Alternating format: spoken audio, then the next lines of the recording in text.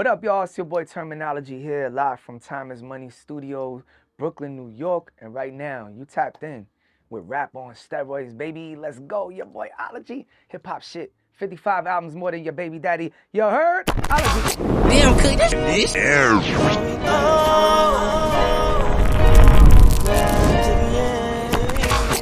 What's up, baby? You know what it is, man. It's the super host, Mr. Hoffa. And I'm here with Termanology. Let's go. Hip-hop's legend, hip-hop's innovator, one who doesn't stop, who keeps pushing for the culture. What's up, my brother? What's up, my brother? How you feeling today, son? I'm good, man. Yo, we got a lot to I like talk your about, energy, man. I like your energy, man. You must be off that monster energy, man. Hold on. Crack this monster. Go ahead, man. Will him in. Yeah, you like that. Listen, man, I'm at a high frequency, bro, because you know they say God is the highest frequency. Okay. So that's what I strive to do, you know what I Okay. mean? So even in my dark moments, I tend to have, like my brother Veg, you know, whenever we talk and let's say I'm going through that part of the roller coaster, he's Yeah. like, we woke up. Damn right. You Yes, know what I mean? sir. Keep that high Indeed. frequency, you know? That's right. God woke you up today. We have so much to talk about your career, man. You've done so many different things. And, you know, when I first heard about you, I thought you was a New York artist. Right. You know, and like a lot of people probably I mean, have I am, but still, I'm originally from Boston. No the Boston doubt. area. Lawrence, Yeah. right? Yeah, Lawrence particularly. So what was it growing? Because, you know, for me, when I do interviews, I like to dig into somebody's upbringing, Yeah. what's their passion, and then it connects the dots for me Yeah. on who they are. For You know what sure, I'm saying? And yeah. what motivates them to keep going to what they're going through, right? Because, and we could jump around, you got something that I didn't even realize you created or you're a part of that I've been sponsoring for a long time. Okay. Good Dad Gang. Yeah, I created that. Yeah, so Yeah. that's first of all, Yeah. big salute to you, man. Yeah. That's the purpose behind passion, Right. right? Because you know you can have passion, you can have a love for it, but you're not creating a purpose that drives and changes the world. You know That's what I'm real. saying? Yeah. And to leave something behind that's uplifting, high frequency. Absolutely. That's one of the highest frequencies. You know what I'm Yeah, saying? yeah, definitely. So tell me about Lawrence. Yeah. Massachusetts. What was that like? What was your childhood like? You know, Right. parents, household. Talk to me about that. Yeah, all of that is crazy. But I think one of the reasons why I relate to New York artists so much is because Lawrence is a lot like New York. It's a lot like the Bronx. It's a lot like a neighborhood in the Bronx, right? Lawrence is predominantly Latino. I would say. Which one of your parents is Puerto Rican? My father. So your yeah. mother's French. Yeah, my mother's French Canadian, and my father is Puerto Rican. But a funny thing is, my mom grew up in the Puerto Rican projects too. So it's like, you know how that goes. She was Puerto Rican too. You know how that goes. She was Puerto Rican. Yeah. So, but yeah, man, Puerto Rican and French, and but yeah, it's crazy. Like what I was saying was like, Lawrence is a lot like New York, right? Lawrence is like probably the only place in Massachusetts that you go and you'll see like a bunch of people wearing Yankee hats, right? You won't see that in Boston. That's a no-no. Same way you won't come here and see people wearing Red Sox hats in the Bronx, right? Yeah. But the thing about Lawrence is mostly Dominicans, right? Oh, word? Yeah, and a lot of them don't speak English. A lot of them come just straight from DR. And it's like 80% Latino. So, you know, just growing up in Lawrence where they're being mostly Puerto Ricans, Dominicans, and it's a melting pot. You know, it's black, white, it's everything, like every hood. But we're predominantly Latino, and we're also the poorest city in Massachusetts and one of the poorest cities in America. So growing up in that, especially in the 80s and the 90s. That means a lot of crime. It was a lot of crime.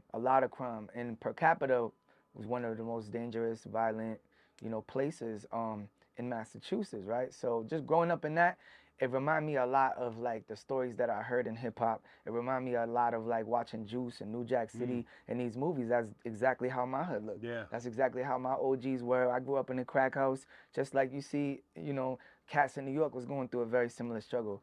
So yeah, man, I was able to really capture the audience of New York by my authenticity, and people could just know like, nah, I could tell he's really been through some real shit, and he's about that. You You can't fake the struggle. You can't fake your real life. Plus, people will call you out. Yeah. I know him. He didn't go through that. Yeah. My mama will tell you I went through that. Let me ask you a question. So growing up in Lawrence, right? Yeah. Was it bachata? Was it merengue? Was All it that. salsa? All that. All that. Well, All how that. much of it was hip hop? That too. It was that too. It was an equal balance, or was it one more than the other? Well, the thing is that hip hop grew to like its highest commercial state in the 90s, right? From going from like You're 82, right? Yeah. No so doubt, I'm me saying, too. Yeah, Respect, okay. respect. Love. So I'm saying like once it really came to like Snoop Dogg, Dr. Dre, Ice Cube, you know, Wu-Tang, Biggie, all of that. Like that mid to like middle 90s is when it was like, yo, hold up, this isn't a fad, this isn't going anywhere. It's starting to be commercially accepted. Whereas like, okay, now they're showing us on the Grammy speeches. Now it's a little bit bigger than just yo MTV Raps. It's starting to turn into like daytime play and radio play and rotation. It's just hip hop was just big and just blew up, you know, much bigger. But you know, So all of what that. what age did you come into the hip hop? Was it when it came commercialized and while you're 10 years old? Because you know you Right. said the mid 90s, early to mid 90s, or was it the 80s while it Late was still 80s. late 80s? Yeah, late So what 80s. was it that caught you? Do you remember that moment that you said, "Damn, I love this"? I mean, I remember watching like Run DMC on TV, Damn, so it and was that young, or it did was you catch it later no, I remember watching Run in DMC. real I time? didn't really fall in love with hip hop yet because I was too little. I was like 6 or 7, Yeah. but I started writing rhymes at 9. So by the time it was like, you know, by like 90, 91, that's when I fell in love with it. When I'm already Yo, memorizing yeah. scenario, I'm already Yo, singing. yo, hold up. Yeah, It was Busta Rhymes on Arsenio Hall. yeah, That's what made me right. like, oh no, this is it. Right, This my is it. mom always tell the story of me being a kid, like, here we go, yo, here Here we we go, go. yo. I'm a little kid, 9, 10 years old, Uh-huh. jumping up and down, singing it. You know, Jump Around, House of Pain. You And they got from out there. they from Oh, L.A.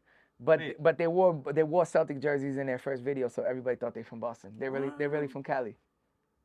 Yep, Oh blew shit. your mind right there. I'm a Damn, hip hop bro. nerd too, bro.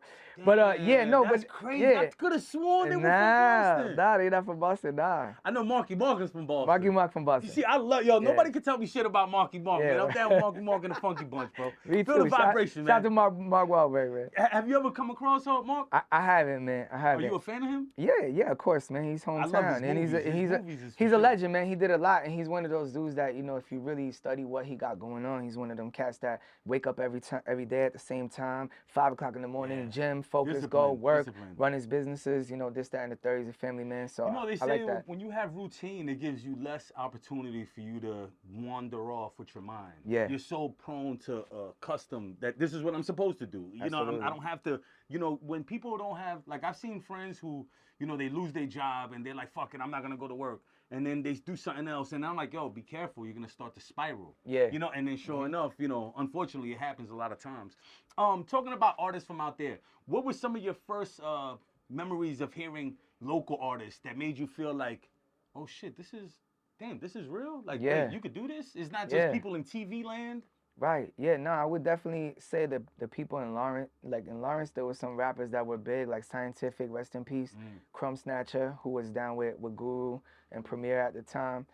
He's directly from my hood, and Crumb Snatcher. Crumb Snatcher, yeah. So he was down with Gangstar, and Rex was like one of the first, and then when I started traveling to Boston, I started meeting other artists from Boston, like Esoteric, who's a part of Czarface, and you know some of those other guys, Acrobatic, Edo G. Acrobatic, yeah, I Yeah. heard, and he Edo bigged you G. up too on there too. Right. So now tell me about RSO and you know Benzino Yup. and your opportunity to get into the unsigned hype.